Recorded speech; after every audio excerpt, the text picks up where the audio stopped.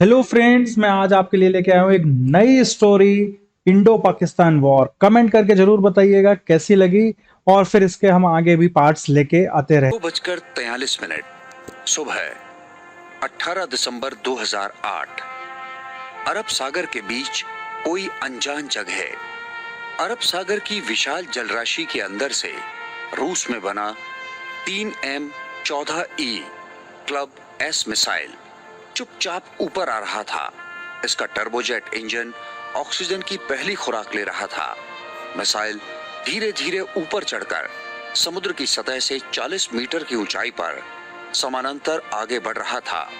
धातु के बने इसके दोनों डैने फैल चुके थे। इसकी 7 मीटर लंबी सफेद घूसर काया स्थिर हो चुकी थी।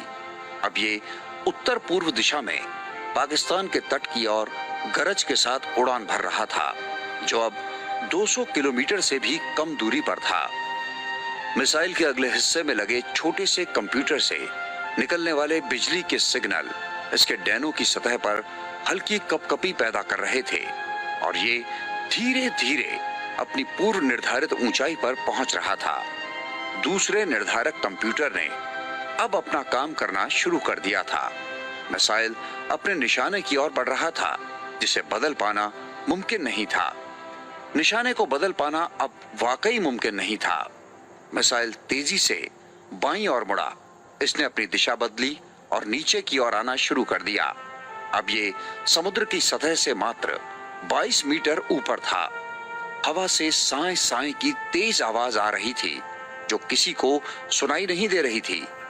पुराने सोवियत संघ के स्वेड्रोर्स कारखाने में तैयार होने के बाद पहली बार ये क्रूज मिसाइल अपने इकलौते एक तरफा मिशन पर था, अपने पूर्व निर्धारित लक्ष्य की ओर। इस मिसाइल की आंखें यानी विजन सेंसर नहीं थी। अदृश्य कंप्यूटर संदेश दीमक की तरह इसके पुर्जों के बीच रेंगते हुए इसे आहिस्ता आहिस्ता सहला रहे थे। अब ये अपने निशाने के साथ लॉक हो चुका था, जो केवल 180 किलोमीटर की दूरी पर था। लक्ष्य धीरे धीरे करीब आता जा रहा था। क्लब एस अपनी वर्तमान गति से दोगुनी रफ्तार से चल सकता था, लेकिन इसकी कोई जरूरत नहीं थी। आवाज की दोगुनी गति से चलता हुआ ये 240 सेकंड में अपने निशाने पर पहुंच सकता था। पाकिस्तान के पश्चिमी तट पर समुद्र में हथौड़े के सर की तरह घुसा हुआ जमीन का टुकड़ा अब केवल 180 किलोमीटर की दूरी पर था, जो हर सेकंड नजदीक आता जा रहा था। थोड़ी ही देर में मिसाइल को आसमान से भी मदद मिलने वाली थी। जितनी देर में समुद्र के फैलाव ने 500 किलोग्राम उच्च शक्ति के विस्फोटक के साथ बाहर आने वाले हथियार की निशानी मिटाई, उतनी ही देर में 40 फुट पानी के अंदर चल रही पनडुब्बी आईएनएस विनाश के टारपीडो कक्ष से 2 मिसाइल अरब सागर को चीरते हुए ऊपर की ओर दागे जा चुके थे। इन दोनों मिसाइलों पर कोई पहचान अंकित नहीं थी। आवाज की गति से भी तेज चलने वाले ये दोनों BrahMos missile club S missile की तुलना में ज्यादा शोर कर रहे थे। इनके रैमजेट इंजन समुद्र की गहरी हवा को चीरते हुए आगे बढ़ रहे थे। निशाने की पहचान कर उन्हें नष्ट करने की क्षमता रखने वाले कंप्यूटर अपना काम कर रहे थे। कंप्यूटर के द्वारा निर्धारित रास्ते पर दूसरा मिसाइल पहले का तेज गति से पीछा कर रहा था। समुद्री तल के फुहारों ने थोड़ी देर के लिए मिसाइल को गीला कर दिया, लेकिन उनकी तेज गति और ताप ने देखते ही देखते नमी को सोख लिया। मिसाइल तीर की आकृति में अपने निशाने की तरफ बढ़े जा रहे थे, और अरब सागर के ऊपर 36,000 किलोमीटर की दूरी से भारतीय नौसेना का एकमात्र फौजी उपग्रह GSAT-7 लगातार उन पर नजर रख रहा था। लेकिन उन पर केवल GSAT-7 ही नजर नहीं रख रहा था। 2:44 अरब सागर के ऊपर हवाई क्षेत्र। इसी वक्त कराची के समुद्र तट से 120 किलोमीटर की दूरी पर पाकिस्तानी नौसेना का P-3C ओरियन जासूसी हवाई जहाज 22,000 फुट की ऊंचाई पर चक्कर लगा रहा था। उसे समुद्र की सतह पर 3 गतिविधियों की भनक मिली थी। जहाज के अंदर एक युवा जासूसी विशेषज्ञ अमेरिका में बने कंप्यूटर कंसोल पर नजरें गड़ाए बैठा था। उसे जैसे ही लगा कि समुद्र की सतह पर कुछ गड़बड़ हो रही है, वो अपनी सीट से उठकर अचानक खड़ा हो गया। हवाई मिशन के चीफ ने इस युवा अधिकारी के माथे पर पसीने की बूंदों को छलकता देखा। कंसोल की हरी रोशनी में वो युवा फौजी विशेषज्ञ अपनी उंगलियों से कंप्यूटर की ओर कुछ इशारा कर रहा था। चीफ को पूरी बात समझने में करीब 3 सेकंड का समय लग गया। अगले 3 सेकंड में चीफ ने अपना हेडसेट पहना और 4 अंकों का एक गुप्त कोड कंप्यूटर में डाला। कोड को दबाते ही उसका सीधा संपर्क पाकिस्तान के दक्षिणी पश्चिमी तट पर उसी भूखंड से हो गया जो हथौड़े के मुंह की तरह समुद्र में घुसा हुआ था। ओरियन के पायलट ने जहाज को अचानक बाईं ओर घुमाते हुए उसका मुंह नीचे की तरफ मोड़ लिया। केबिन में बैठे हुए चीफ ने अपने सेंसर ऑपरेटर को जहाज के पिछले हिस्से से सिगार की तरह दिखाई देने वाले 11 फुट लंबे एक यंत्र को छोड़ने का आदेश दिया। ओरियन का यह यंत्र चुंबकीय क्षेत्र में बदलाव की सूचना देता था, जिससे पानी के अंदर चल रही पनडुब्बियों को नष्ट करने में मदद मिलती थी। 2:44 तीनों क्रूज मिसाइलों को 140 किलोमीटर की दूरी तय करनी थी। हवा को चीरते हुए ये मिसाइल अब गुप्त मोड में पहुंच चुके थे। अब ये मिसाइल समुद्र की सतह से मात्र 4 मीटर ऊपर चल रहे थे। इस ऊंचाई पर वे न तो पाकिस्तान के जासूसी हवाई जहाजों को नजर आ सकते थे और न ही समुद्री तट पर तैनात रडार को, जिन्हें पिछले कुछ सेकंडों में अपनी पूरी ताकत के साथ काम पर लगा दिया गया था। रडार की मोटी किरणें गिद्ध की तरह किसी भी प्रकार की अवांछित चीज के आने जाने पर नजर रखे हुई थी, भले ही वो कोई भी चीज क्यों ना हो। 2:44 अरब सागर के 40 मीटर नीचे पनडुब्बी का परिचालन कक्ष यानी उसका हृदय, ये टारपीडो कक्ष और इंजन को जोड़ता है। इन दोनों को जोड़ने वाले दरवाजे को तेजी से पार करते हुए काले कपड़े पहना एक व्यक्ति हथियार कक्ष में बैठे व्यक्ति की तरफ तेजी से जाता है। इस क्रम में उसके पांव थोड़े लड़खड़ाते हैं। हथियार कक्ष में बैठा व्यक्ति अपने कंसोल के ऊपर झुका हुआ है।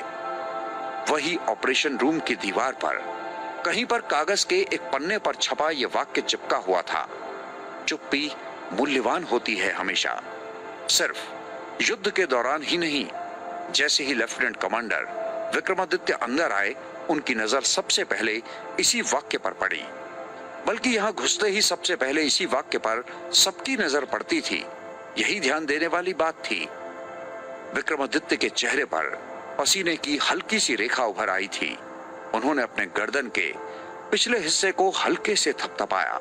अब आईएनएस विनाश की सनसनाहट सीधे उनकी हड्डियों को छूकर उन पर जादू सा कर रही थी। वहां जो आदमी बैठा था, उसने किसी की आज्ञा का पालन करते हुए अभी अभी 3 भयंकर विनाशकारी हथियारों को पनडुब्बी से दागा था। विक्रमादित्य इसी व्यक्ति की कुर्सी के साथ खड़े थे। पनडुब्बी की बंद हवा में ठंड थी, लेकिन विक्रमादित्य साफ साफ समझ रहे थे कि हथियारों को देख रहे ऑफिसर को भी पसीना आ रहा था। 60 वॉट के 2 बल्बों की हल्की रोशनी में काम के लायक सभी चीजें दिखाई दे रही थी, लेकिन वहां देखने के लिए कुछ था ही नहीं। पानी के अंदर 40 मीटर की गहराई पर पनडुब्बी करीब 5 नॉट प्रति घंटे की रफ्तार से चल रही थी। आईएनएस विनाश पूरी तरह तैयार था।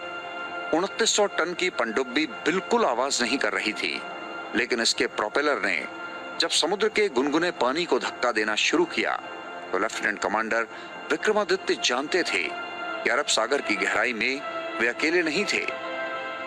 2:44 अरब सागर के 18 मीटर नीचे हथौड़े के मुंह जैसा दिखने वाली जगह से 6 किलोमीटर दक्षिण की ओर सामान पहुंचाने वाला जहाज LT 146 धीरे धीरे आगे की ओर बढ़ रहा था। यह 18 मीटर की गहराई में चल रहा था। इस छोटी सी पनडुब्बी को बड़े खास ढंग से बनाया गया था। इसे प्यार और सम्मान के साथ मेंढक के नाम से जाना जाता था, जिसके अंदर केवल 2 लोगों के बैठने की जगह थी। अपने छोटे आकार और बनावट के कारण ये पनडुब्बी खास तरह के युद्ध को और सुरक्षा घेरों को तोड़कर आगे बढ़ने में सक्षम थी। अपनी गोद में रखने वाली इसकी मां समान आईएनएस विनाश के लिए यह करना मुमकिन नहीं था। आईएनएस विनाश अगर ऐसा करने की कोशिश करता तो निश्चित तौर पर दुश्मन की सेना इसके टुकड़े टुकड़े कर देती। LT-146 इस बात से बेखबर था। इसी बीच हथौड़े के सर वाले इलाके हैमरहेड ने अपनी शक्तिशाली आंखों की कई जोड़ियां खोल दी थी। वे समुद्र तट के चप्पे चप्पे पर नजर रखे हुए थी। उनकी नजरों से कुछ भी छिपा नहीं था। मेंढक की शक्ल वाली छोटी पनडुब्बी को आईएनएस विनाश से बाहर आए जब 42 मिनट हो चुके थे, अपने मिशन के पूरा होने के पहले अब इसका आईएनएस विनाश के साथ संपर्क नहीं हो सकता था। पानी के अंदर चल रही पनडुब्बियां अगर एक दूसरे से दूर हों तो वे एक दूसरे से बात नहीं कर सकती, क्योंकि खारे पानी में रेडियो तरंगे टूटकर बिखर जाती हैं। इसलिए आईएनएस विनाश से बाहर आने के बाद LT-146 को पूरी तरह अपने आप पर निर्भर रहना था। लेफ्टिनेंट कमांडर अकीला थॉमस छोटी पनडुब्बी के अगले हिस्से में बैठकर इसे समुद्र तट की गाद के बीच में से ले जा रही थी। वो मशीनों का इस्तेमाल कर चुपचाप पाकिस्तान के तट के करीब से पहुंचने की कोशिश कर रही थी। पनडुब्बी धीरे धीरे गति पकड़ रही थी। तभी उसने एक स्विच घुमाया, जिसकी मदद से वो पनडुब्बी के पिछले हिस्से में बैठे दूसरे सहयोगियों से बात कर सकती थी। वैसे इस मिशन में किसी तरह के आवाज की गुंजाइश नहीं थी। हम बाहर आने के स्थान से 60 सेकंड की दूरी पर हैं। क्या हम पूरी तरह से तैयार हैं? इस सवाल का जवाब कभी ना नहीं हो सकता। ये जिस व्यक्ति की आवाज थी वो होटल के स्विमिंग पूल में काम करने वाला व्यक्ति जैसा लग रहा था। विश्वास ही नहीं हो रहा था कि ये उस इंसान की आवाज थी जो थोड़ी देर में जेम्स बॉन्ड की तरह इस छोटी पनडुब्बी से बाहर आकर पूर्वी गोलार्ध के विशाल और सबसे खतरनाक नौसैनिक अड्डे को तहस नहस करने वाला था। LT-146 के क्रू सदस्यों को केवल एक बात का पक्का पता था। उनका मिशन 4:27 पर सुबह शुरू होना था।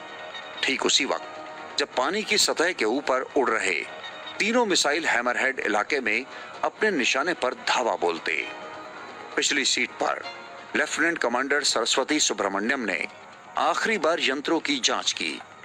50 सेकंड होते ही एक छोटा सा दरवाजा खुलने वाला था, जिससे होकर चालक को बाहर निकलना था। 2:45 तिरुनल वैली भारतीय प्रायद्वीप का हिस्सा। भारत के सुदूर दक्षिणी भाग के छोर पर करीब 2200 किलोमीटर दूर एक आदमी तेजी से सीढ़ियों को पार करता है। उंगलियों के निशान और आंख की पुतली को पहचान कर खुलने वाले कई दरवाजों को पार कर वो आईएनएस कट्टबोमन के संचार केंद्र में दाखिल होता है।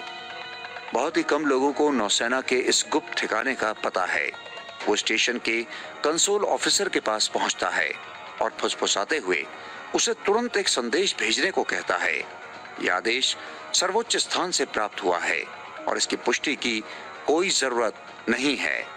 3 सेकंड के भीतर कंप्यूटर संदेश को गुप्त रूप में बदलकर समुद्र के अंदर डले तार के द्वारा 401 मीटर ऊंचे टावर में भेज दिया गया। लोहे और कंक्रीट का ये टावर कुछ ही किलोमीटर की दूरी पर षटकोण के आकार में बने विशाल क्षेत्र में बनाया गया था। कंप्यूटर कंसोल में जो कोड डाला गया था वो बहुत ही कम फ्रीक्वेंसी की तरंगों में बदलकर अरब सागर में भेज दिया गया था। आईएनएस कट्टबोमन के दूसरे संदेशों की तरह ये भी एक संक्षिप्त संदेश था। हाँ, इस प्रकार का संदेश इस स्थान से पहले कभी नहीं भेजा गया था। 2:45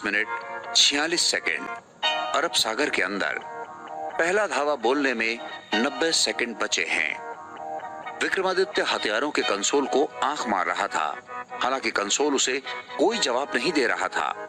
उसने अपने माथे से पसीना पोंछते हुए पनडुब्बी के कप्तान को गति बढ़ाने के लिए तैयार रहने को कहा। जरूरत होने पर गहराई भी बढ़ाई जा सकती थी। 40 मीटर की गहराई पर उनके लिए यह जान पाना संभव नहीं था कि उनके हथियारों ने निशाने पर सही वार किया या नहीं। उन्हें तो बस मिसाइल की दिशा निर्धारित करने वाले ईंट के आकार के कंप्यूटर पर भरोसा करना था। उसे दोबारा कहने की जरूरत नहीं थी, क्योंकि कंप्यूटर अपना काम बखूबी जानता था। कंट्रोल रूम में गहरी और उबाई सी चुप्पी पसरी हुई थी, जो खत्म होने का नाम ही नहीं ले रही थी। कोई आवाज नहीं, किसी भी तरह की हलचल नहीं। मिसाइल अपने निशाने पर पहुंच चुके हैं, इसके बारे में भी उनको कोई खबर नहीं मिल सकती थी। वे तो बस एक पूर्व निर्धारित वक्त का इंतजार कर रहे थे। 2:47 सुबह, और वो वक्त आ पहुंचा। हथियारों वाले कंसोल के ठीक ऊपर सोवियत संघ में बना टेलीप्रिंटर रखा हुआ था। अचानक उससे घर घर की तेज आवाज सुनाई दी। फिर इसके अंदर से एक कागज बाहर आया। लेफ्टिनेंट कमांडर दौड़कर आईएनएस विनाश के आपातकालीन ईएलएफ रिसीवर के पास पहुंचे। इस रिसीवर का शायद ही कभी इस्तेमाल होता था, न ही इसका इस्तेमाल किया जाना था, क्योंकि इससे समुद्र के अंदर पनडुब्बी की स्थिति के बारे में दुश्मन को पता चल सकता था। डॉट मैट्रिक्स प्रिंटर से निकले कागज को लेकर पनडुब्बी के कप्तान ने पढ़ना शुरू किया। मिशन वापस लो, स्विच को बंद करो, मिशन बंद बंद बंद होने की खबर भेजो। मिसाइल जब तक निशाने पर नहीं पहुंचता, हमारे पास तभी तक का समय है, विक्रमादित्य ने चिल्लाकर कहा। अब फुसफुसाने का वक्त नहीं था। 64 सेकंड का समय शेष, गिनती चालू। दूसरी ओर से जवाब आया, स्विच बंद करो, तुरंत तुरंत। ठीक उसी समय आईएनएस कट्टबोमन के LT 146 कॉकपिट में रखे थोड़े से आधुनिक टेलीप्रिंटर से भी यही संदेश प्राप्त हुआ। अकीला अपने स्क्रीन को देखकर आंखें भींच रही थी। मिशन वापस, सभी अपनी जगह पर रहेंगे, हम वापस लौट रहे हैं। अकीला ने बड़े शांत भाव से कहा। पिछली सीट पर उसे केवल सरस्वती के सांस लेने की आवाज सुनाई दे रही थी। अकीला ने बातचीत करने वाले चैनल को बंद कर दिया था। मेंढक पनडुब्बी के पीछे पानी के अंदर तीनों क्रूज मिसाइल अचानक पानी की ओर मुड़ गए और समुद्र की सतह को चीरते हुए इसकी तलहटी की ओर गोता लगाने लगे। 60 मीटर की गहराई में तीनों मिसाइलों में धमाका हुआ, लेकिन समुद्र की अंधेरी काली गाद में इसका कोई मतलब नहीं था। 2:46 पाकिस्तान के दक्षिणी पश्चिम इलाके में हैमरहेड अब अलर्ट की सर्वोच्च अवस्था में था। जिन्ना नौसैनिक अड्डे में एहतियात में अब कभी कमी नहीं की जाने वाली थी। अगर वीडियो पसंद आया है तो लाइक करें, सब्सक्राइब करें और बेल आइकन को दबाना बिल्कुल ना भूलें।